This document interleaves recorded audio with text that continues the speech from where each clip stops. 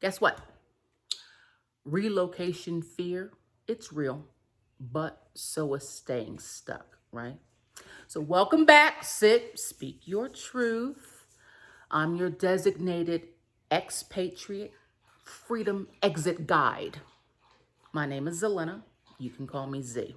So, in this video today, we're going to be talking about fear. I got my notes because y'all know I need to have my notes. I have such a bad habit of I start talking and then I go off on a tangent and start getting into something else. And then I forget about where I'm not trying to keep this video long. Last video I said it's going to be 5 to 7 minutes. That damn thing was 25 minutes. Y'all, I'm sorry. I have a tendency to ramble. So I have this here to keep me from rambling. So bear with me. Okay.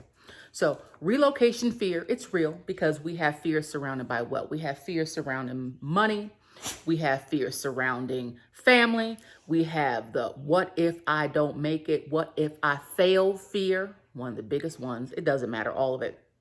But here's what we don't really talk about or recognize, and that is that staying stuck also has a cost, right?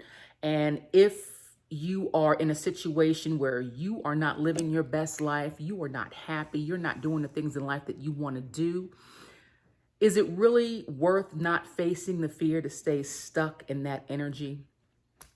For me, it was not, and I don't think it is for you either. So what are the most common fears? Okay, so for people who do not have maybe any type of real kind of travel experience, traveling outside of the country, one of the biggest fears for them is, what country do I pick? Where am I going, right? So where am I going to go? Again, around money. What if I run out of money? My friends and family, what if I start getting homesick? What if people judge me? They think I'm crazy for doing this. What if I can't, the biggest one, what if I can't figure out a way to earn income? All of those fears are valid. Do not judge yourself or beat yourself up because you may have some questions or you may feel a little anxiety around whether or not you should really do this. The people who are on this channel right now watching this video are people who have seriously considered relocating, and they're just trying to figure out, okay, how am I going to do this? How am I going to move forward? It's okay to face the fear. It's okay to feel it, but do not allow the fear to stop you from moving forward and experiencing the things in life that you want for yourself. Your reason for relocating could be 10,012 things. It could be, if you're in the US, it could be the state of the economy. It could be, you might have some feelings around the current president. You might be like, every day I wake up, gas is another 10 cents higher. Food inflation is 15%, more. And, I don't know if I can continue to sustain it. Valid.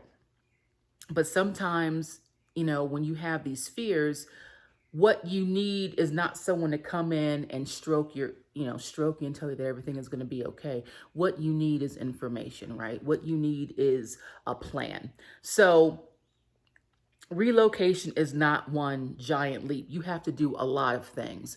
Before I actually moved in January of last year of 2025, I had been looking at Panama for probably about 5 years.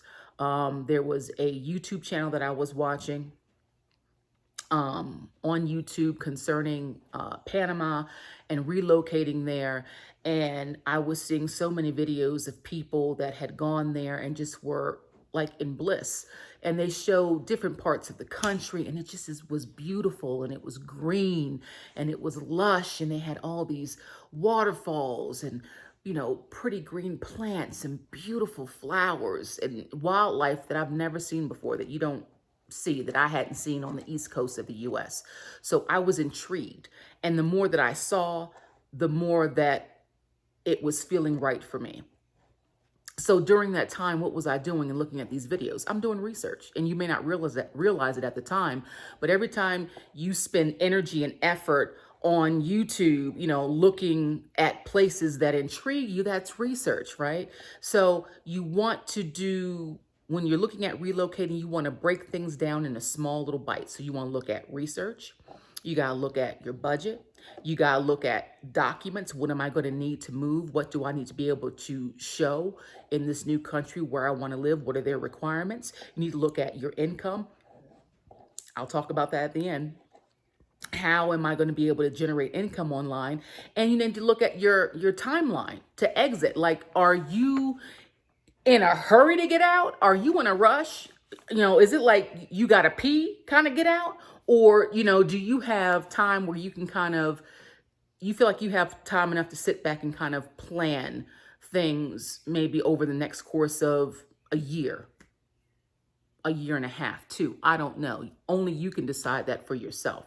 So just to give you a little bit about me. So when I made my move, I wasn't doing it with no fear. I had some not reservations, but I had concerns because I did not know exactly what I was going to be stepping into. I knew what I wanted. I knew where I wanted to go, but I wasn't quite sure if it was going to work out. But you know what? It's life. And my personal, viewpoint on life is that we're here to do certain things: live, love, learn, and grow. So in order to do those things, I need to have experiences. And that's how I view life. So I just viewed it as an experience. In the back of my mind, if it doesn't work out, I can always go back. But the thing is that I've always wanted to live abroad. So I saw this as my opportunity to do so. And I went in full feet first, and I didn't really look back. Did I have everything planned out to a T? Absolutely not. Did I have to pivot and move and make some changes along the way? Yep, sure did. Was it difficult? Not more difficult than, your daily stuff that you have to do in a life that you don't like. So I didn't view it as a problem. But you need to have some practical steps. So the first thing that you need to do is you need to figure out where you want to go, what country, not 10. Narrow it down to 1 or 2 countries, and then try and narrow it down to 1 so that you know where you want to go. The second thing you need to figure out is you need to figure out your monthly survival number. So in this new country, you need to understand, the cost of things, right? Because you need to be able to, in your mind and on paper, have a monthly budget. And then you need to make sure that you have enough funds to be able to support that monthly budget. And thirdly, start building or strengthening remote income before you go. To me, that's the most important thing. Wanting to live somewhere else in the world doesn't make you ungrateful of your home country. Not at all. You just want to either explore and try different things, or you're not comfortable where you are right now because of the things that are happening in your environment. Either way, it's your decision to make. It's your choice. No one has a right to, make you feel some kind of way about it. We don't make decisions for other people. We make decisions for ourselves. So take that as whatever it means to you and just keep it moving. But if you're a woman and you're in the US and you have any type of, spiritual nexus within you, you connect with spirit, then you may be feeling like, you know what? It's time for me to put a little space between me and here for right now. It may not be permanent. It might be permanent. You make that decision. You do what's best for you. So if relocation has been sitting in the back of your mind, but you have some hesitancy, I just want you to know, please do not allow fear to keep you from trying new things and from doing what you may feel that spirit is pushing you to do. We have to each follow our own path. But in doing that, sometimes we allow a lot of outside noise to keep us from connecting internally, and connecting with who we are and grounding and doing the things that we need to do that's going to be for our best security, safety, and growth. Both emotionally, psychologically, physically, and spiritually. So with that being said, if relocation is something that you've been looking at, you're kind of curious about it, you're not sure where you should start, I do have a free emergency exit checklist that I have created for people that are looking to move quickly because they feel an urgency, and that you can find in my description box. I also, for those of you who have already decided that you want to roll out, I have created a 120-day freedom exit blueprint. based upon the research that I've done and my moving from the States to Panama in about 120 days. That also is in the description box. Please check it out.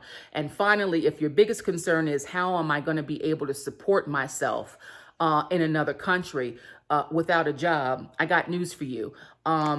Becoming a digital nomad and remote working is one of the largest areas of increase since 2019.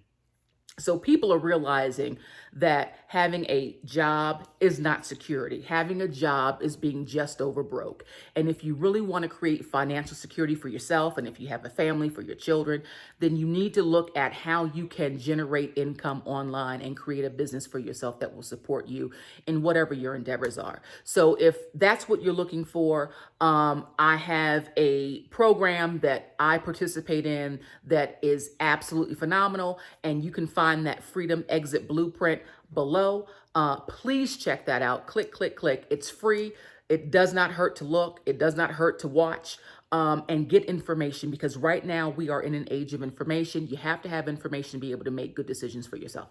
On that note, I'm going to get out of here because I do live in Panama. It is the rainy season and the rain is about to come. So I will talk to you next time. Much love to you all. Peace and blessings. Take good care.